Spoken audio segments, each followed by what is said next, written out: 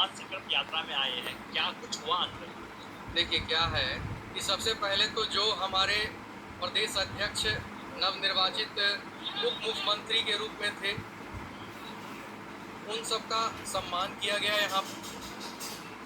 प्रेम कुमार जो मंत्री पद के लिए नॉमिनेट हुए हैं, उनका सम्मान किया गया। और भारतीय जनता पार्टी की जो मूलभूत बातें हैं, जिसके आधार पर ये पार्टी जो है काम करती है, उसके बारे में चर्चा की गई, है ना। रहा सवाल उसके आगे का, तो यहाँ सीधी सी बात है, सामने लोकसभा चुनाव है। लोकसभा चुनाव है तो सारी प्राथमिकता लोकसभा चुनाव के ही आधार पे हो रही है।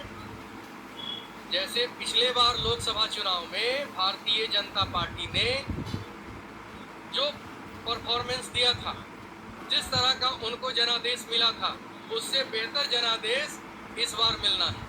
बदलते हुए नजर आ रहा है। तेजस्वी जी का कहना है हमने रोजगार दिया है, नौकरी दिया है, अलग राज्य वाले को भी दिया है।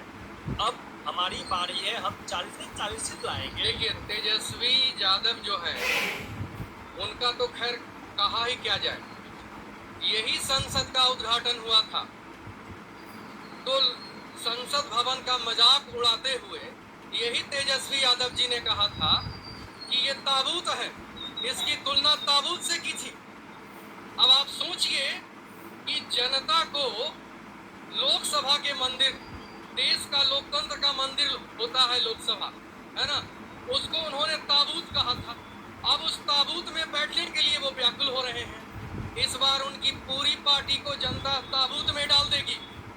उन्हीं के कहे गए वचनों को उनको आशीर्वाद के रूप में दिया जाएगा। ताबूत उनको याद है, पूरी पार्टी ताबूत में बैठेगी।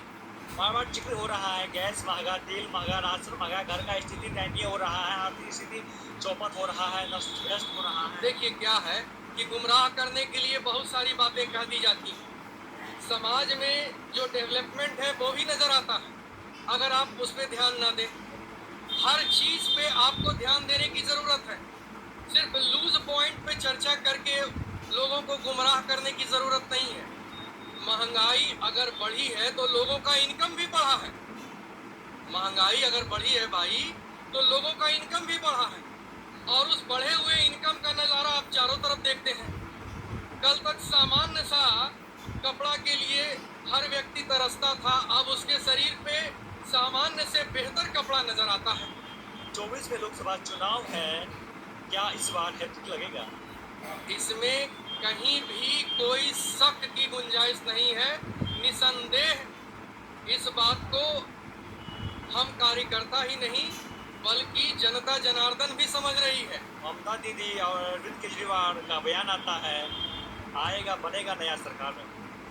इनका जो भी कहना है, ये लोग तो अपने आप सबसे पहले अपना गठबंधन को सुधार लें। ममता दीदी अपने राग में रहती हैं, केजरीवाल अपने राग में रहते हैं, अखिलेश बाबू अपने राग में रहते हैं, कांग्रेस की अपनी डफली अपना राग है। तो कहने का मतलब है कि इनका गठबंधन तो झूठ बंधन के रूप में है।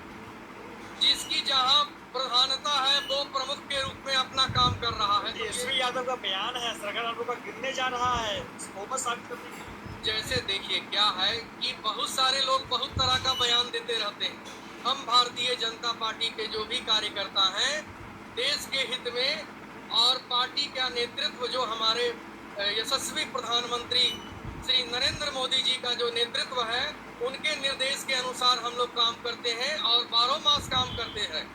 तो जो इससे पहले राम मंदिर बन के तैयार है, 370 हट गया, अब क्या क्या मुद्दा बनने जा रहा है 24 में सबका साथ सबका विकास के मुद्दे को लेकर ये सरकार चल रही है और इस भावनाओं को ही ध्यान में रखकर आगे भी व्यवस्था चलेगी। तो चलिए ठीक, इस तमाम बिंदुओं पे आपका क्या कहना है जरूर अपनी प्रतिक्रिया कमेंट में दीजिए। नेताजी क्या कहे और कितना विकास हुआ, कितना काम हुआ, बीजेपी सरकार से आप कितना खुश है या नाखुश है, जरूर अपनी प्रतिक्रियाएं दीजिए। इसी बात खत्म करते हैं। जय हिंद, जय भारत।